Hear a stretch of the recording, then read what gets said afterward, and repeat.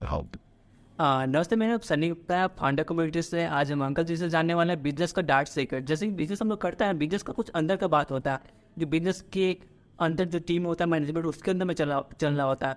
इसको रामायण महाभारत टाइप का बोल सकते हो। उसके बारे में सर से जानेंगे। सर, आपका थोड़ा सा इंट्रोडक्शन।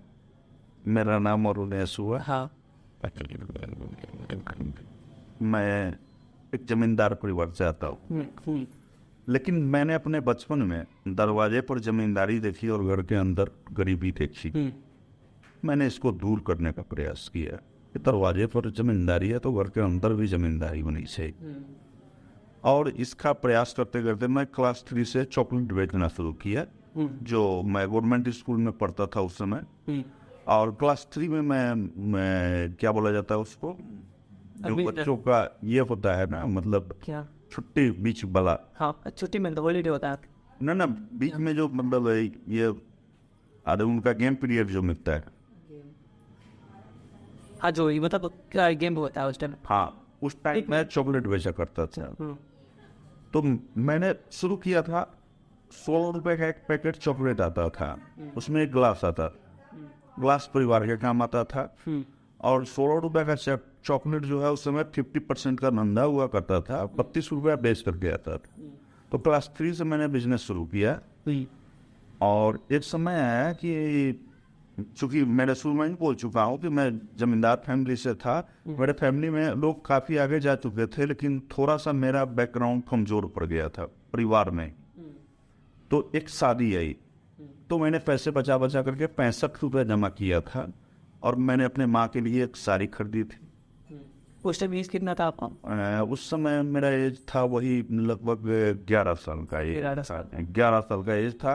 उस समय मुझे लगा था कि मेरे घर में शादी है और मेरी माँ को एक अच्छी सी साड़ी होनी चाहिए। तो उस टाइम 11 साल में आप अपने पैसे से, अपना सेविंग से साड़ी गिफ्ट? हाँ, मैंने अपने माँ को साड़ी गिफ्ट किया।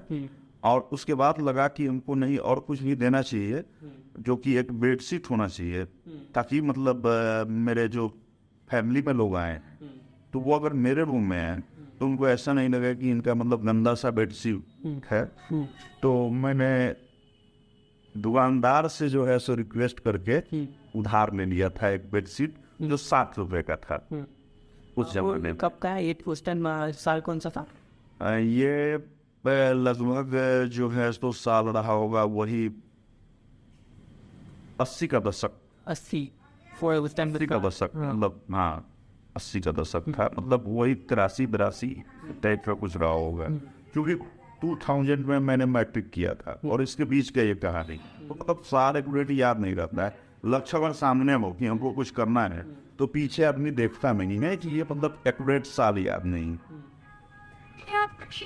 तो बिजनेस कहीं ना कहीं मेरे दादाजी के दिमाग में भी था, लेकिन वो जमींदार थे, तो वो मतलब मेडिसिन का कारोबार करते थे, वो आयुर्वेद का काम करते थे, वो हेमोपैथ का काम करते थे, लेकिन वो मतलब एक उपकार का काम करते थे। लेकिन इंटरनल परिवार में दखल नहीं देते थे। लेकिन मैं छोटा था तो वो दरवाजे का स्थिति देखते थे, मैं घर का स्थिति देखता था, और इसको देखते हुए जो है सो मैं सोचा कि नहीं मतलब घर को भी स्ट्रॉन्ग बनाना चाहिए। तो ये करते हुए मैंने अपना सफर पूरा किया, और मैट्रिक मैं कर लिया बिहार बोर्ड से। लेकिन उसके बाद लगा कि नहीं मतलब मैट्रिक करने के बाद में इंटर को करना नहीं था। लेकिन एक लड़की से इसी विषय में प्यार हो जाता है, और वो इंटर में एग्जाम में मतलब एडमिशन लेती है। तो मेरा मजबूरी हो गया कि अगर मैं इंटर नहीं करूं तो शायद उसके फादर उसकी शादी हमसे नहीं करें। तो मतलब प्यार के चक्कर में इंटर भी कर लिए। हालांकि बाद में जो है उनके परिवार वाले जो लोग डिमांड हमसे करते थे, शायद इसको हम पूरा नहीं कर सकते, तो उसको हम भूल गए।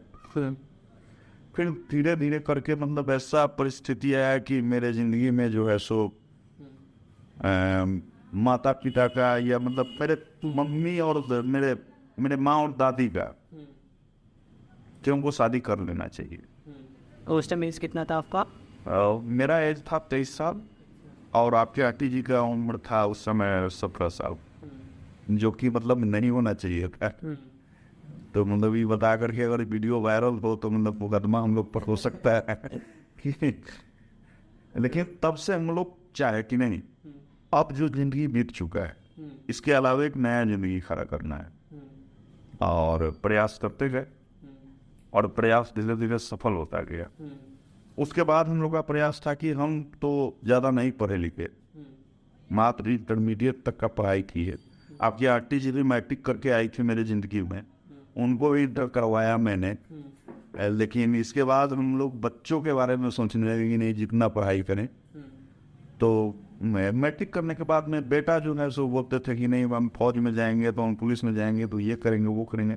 उसके बाद में जो है सो बोले कि नहीं हम बिजनेस करेंगे, और बेटी बोली कि नहीं मैं जॉब करूँगी। तो दोनों को दोनों रास्ते पर भेज दिए। अब इस बीच जो है सो हम काफ़ी संघर्ष किए, किराना का दुकान किए।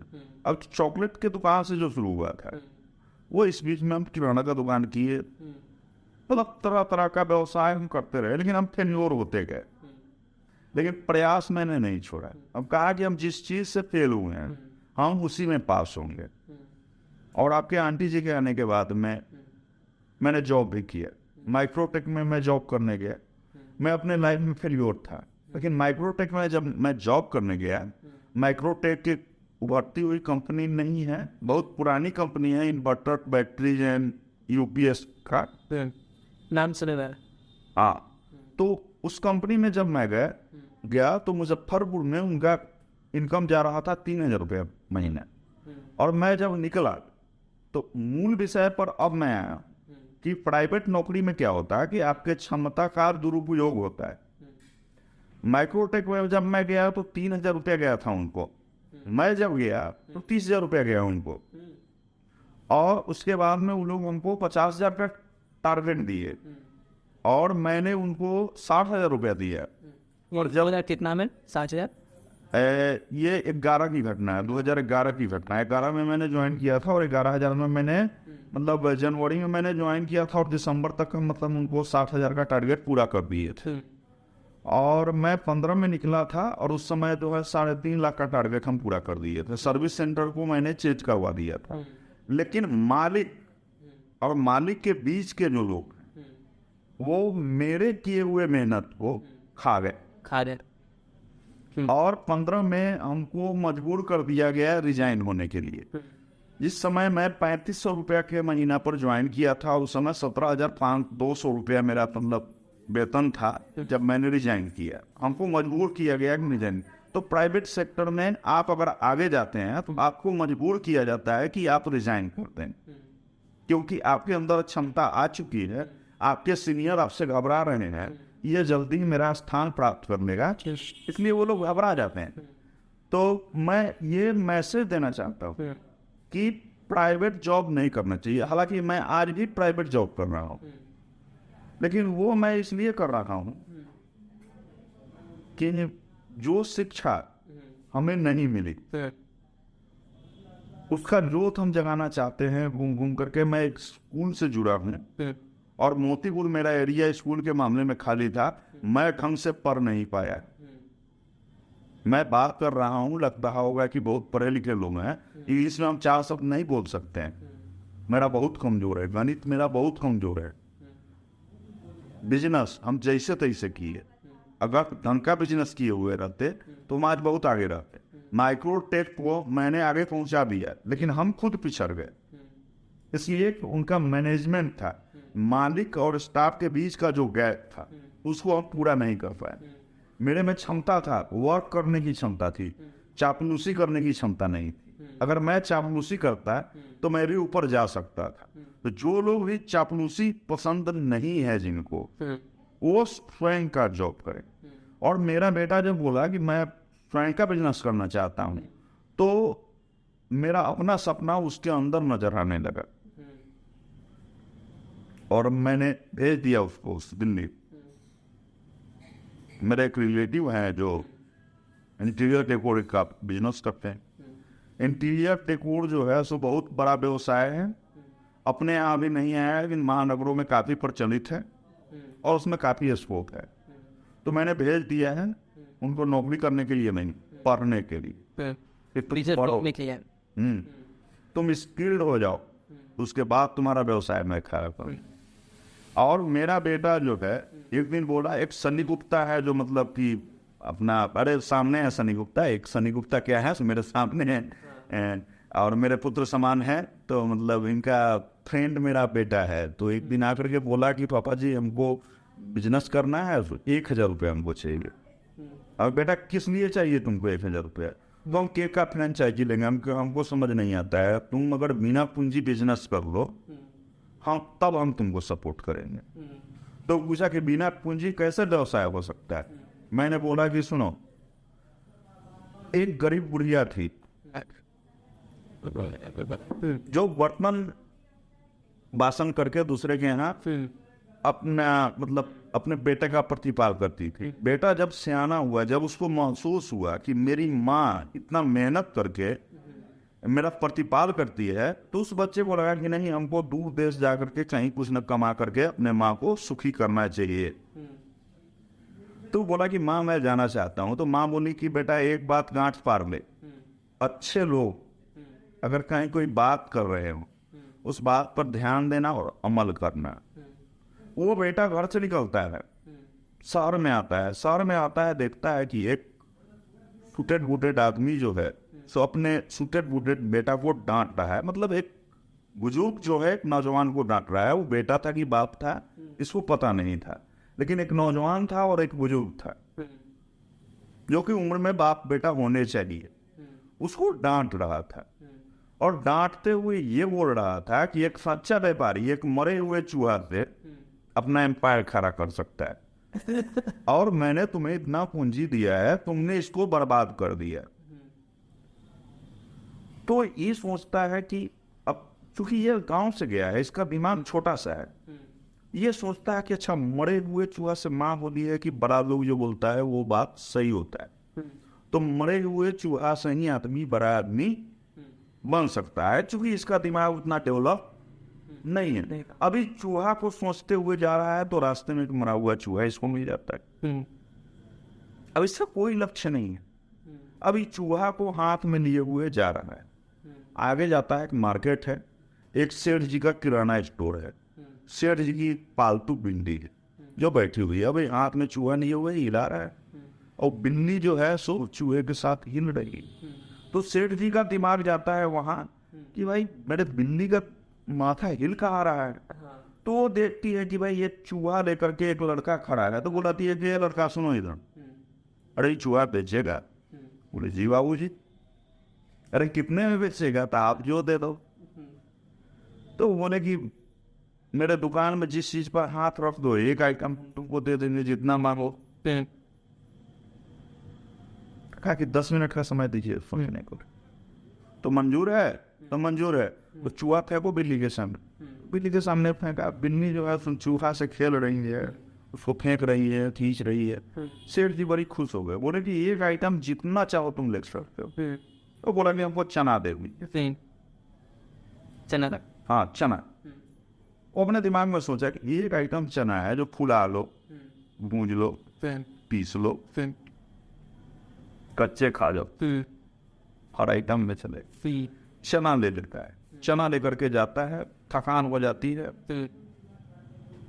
एक बट का वृक्ष है और पोखर, पोखर में जो है सो गमछा बांधे हुए, गमछा को ढीला कर देता है नोट को और डाल देता है पोखर में, और एक बड़ा सा ढेला रख देता है, कोई जानवर खींच करके तो उन्हें खींच करके नहीं दे जाए।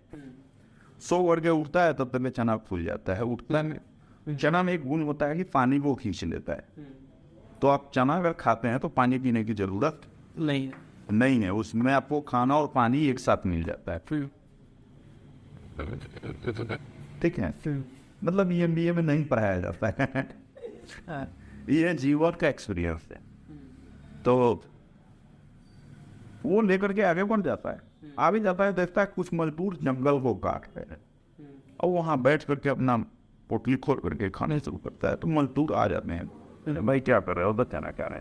अरे लो यार तुम भी लो, तुम भी लो, तुम भी लो। वो सारे मजदूर विचार करके कहते हैं कि नहीं भाई इसको जो है तो कुछ सूखा लकड़ी दे दो।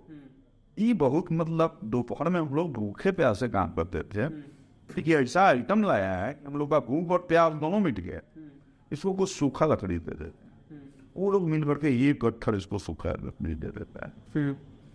और क्या होता है कि भाई अभी खाना था यार, एक चूहा लेकर के, वही मरा हुआ। वो भी मरा हुआ है। अब ये लेकर के जाता है वो लकड़ी, अब मार्केट में, अब ये व्यापारी हो गया, अब वो लकड़ी को ले जाता है बाजार में बेचने। तो बाजार में इसको मिल जाता है होटल वाला बूढ़ा, वो कहता है कि लकड़ी को दे दो, तो वो पैसा दे देता है। और उस पैसे से जो है ये एक सुराही खरीदता है, चना खरीदता है, नमक खरीदता है, मिर्च खरीदता है, प्याज खरीदता है। अब सेकेंड डे इतना आइटम लेकर के वो जाता है। अब वहाँ हम सब कहता है कि भाई इसने मेरे लिए इतना किया, तो मेरा भी तो कुछ कर्तव्य बनता है। तो जो बैलगाड़ी से कच्चा लकड़ी जाता है उस पर 10-20 गट्ठर डाल दो, और 10-20 गट्ठर डाल दिया जाता है और बूढ़े होटल वाले के पास गिरा दिया जाता है। अब बूढ़ा होटल वाला जो है सो मतलब लकड़ी का डिस्ट्रीब्यूटर हो जाता है। अब इसका कमाई बढ़ जाता है। अब इस सुदूर क्षेत्र में जाकर के लोगों को चना खिलाता है, जंगल के अंदर करके चना खिलाता है, वहां से लकड़ी लाता है। अब वहां एक घोड़े का मेला लगता है, जहाँ उस जंगल का जो पत्ता होता है वो घोड़ों के लिए बहुत मुफीद होता है। तो वहाँ लोग क्या करते हैं कि मतलब महंगा रेट में उस पत्ते को बेच रहे होते हैं। तो ये क्या करता है कि व्यापारियों को सस्ते रेट में वो पत्ता उपलब्ध कराता है। तो व्यापारी लोगों को काफी मुनाफा होता है, तो जाने के समय बख्शीश देते हैं। अब इसके पास में काफी रुपया हो जाता है, तो ये बूढ़ा बाबा को अपना गुरु मान लेता है, वो चाय वाले को, और बोलता है कि बाबा अपने अपनी माँ को लाते हैं। बोले कि बेटा अभी समय नहीं है, पैसे में काफी आ गया है। बोला कि काफी आ गया है तो एक राशि बस सिलवा दे। जैसे अभी सनी गुप्ता बताया हमको कि ये इन्हें दिया है अंकल, मतलब वहां जाने के लिए। तो बोले कि राशि वस्त्र एक सिलवा ले। तो बोला कि क्यों, मतलब इतना मेहनत से पैसा कमाया, अब राशि वस्त्र का है। तो बोले कि पैसा कमाने के लिए कुछ खर्च भी करना पड़ता है, मेरे दिमाग में कुछ प्लान है। बड़ा प्लान बन रहा है, कहे कि यहाँ का एक मेन व्यापारी था, वो गुजर चुका है, उसका बेटा सारा खून करके बर्बाद कर चुका है, उसके बेटा के रूप में तुमको इंट्रोड्यूस करना चाहते हैं, तो तुमको राशि वस्त्र होना चाहिए। तो बोला कि तो बाबा एक राशि वस्त्र नहीं होगा, दो होगा, एक मालिक का एक मुंशी का। आप मुंशी वाला बनवाओ अपने लिए, तब मैं जाऊँ पर नहीं जाऊँगा, क्योंकि आप मेरे गुरु हो। अकेले जाएंगे नहीं। वो गए तो वहाँ जो व्यापारी आता था, तो पुराने जमाने में व्यापार होता था कि हम मतलब इलायची लेकर के आए हैं तो आप उनको लौंग दीजिए। अब इलायची आप जो लेके आए हैं वो रेट मेरा होगा, और लौंग जो देंगे वो रेट मेरा होगा। अब इस चीज को थोड़ा उल्टा कर दिया, आपके इलायची का रेट भी मेरा होगा, आपके लौंग का रेट भी मेरा होगा, दोनों। हाँ। तो बोला कि ऐसा कैसे हो सकता है? तो बोला ये जी आपको ड्यूज देना पड़ेगा, आप हमको उधार दीजिए, हम आपको माल देंगे। अब वो व्यापारी सब पीछे से आया, कहा कि माल दो, वो उठा के नहीं गया, तो हो गया वहाँ का डिस्ट्रीब्यूटर। अब इनको बोला कि नहीं इतना महंगा हम नहीं देंगे, नहीं इतना हम सस्ता नहीं देंगे। तो एक रेट आ गया हिसाब में, तो वहाँ का हो गया वो लड़का डिस्ट्रीब्यूटर। अब काफी दौलत जमा हो गया, तो काफी दौलत जमा हो गया। बोला कि माँ को बोला कि बेटा थोड़ा सा अभी बेटा तुमको जो शुरू दिन बोला था कि चूहा से करोड़पति हो सकता है, उसको दक्षिणा तो देके आओ। कहा कि तब उस आदमी को पास जाने ही गई, तो तुमने देखा कि जगह था, तो कहा कि वो महा पोखरिया के नीचे देखे थे, तो कहा कि अरे राज का मंत्री है। अच्छा। और उसका बेटा जो है सो लफुआ है, उसी को समझा रहा होगा, चलो मंत्री जी नहीं आए, वो रथ खरीदो, चलो मंत्री जी को गुरु दक्षिणा दो पहले, तब जाके तुम्हारा जीवन सफल होगा। तो दिया मंत्री जी को गुरु दक्षिणा देंगे। मंत्री जी कहे कि भाई हम तुमको पहचानते नहीं। तो कहा कि ऐसे सब बात है। तो कहा कि अरे तुम मरा चूहा से करोड़पति बन के आज मेरे पास आया, तो गुरु दक्षिणा स्वीकार करेंगे, लेकिन दो शर्त है तुम्हारे सामने, एक मेरी बेटी से शादी करो, दूसरा अपने सारे को अपना पार्टनर बनाओ। फिर जब ये कांड हो गया तो बोलो कहा कि अब मैं को बुला लो, अब तुम्हारा सुख का दिन आगे। तो बिजनेस करने वाले वो मतलब कहानी पुराना है, युग नया है, लेकिन हर युग में यही होता है। बिजनेस करने के लिए आपको कड़ी मेहनत और धैर्य धरना पड़ेगा, कड़ी मेहनत करना पड़ेगा, सहयोग की भावना रखनी हो, तभी आप बिजनेसमैन बन सकते।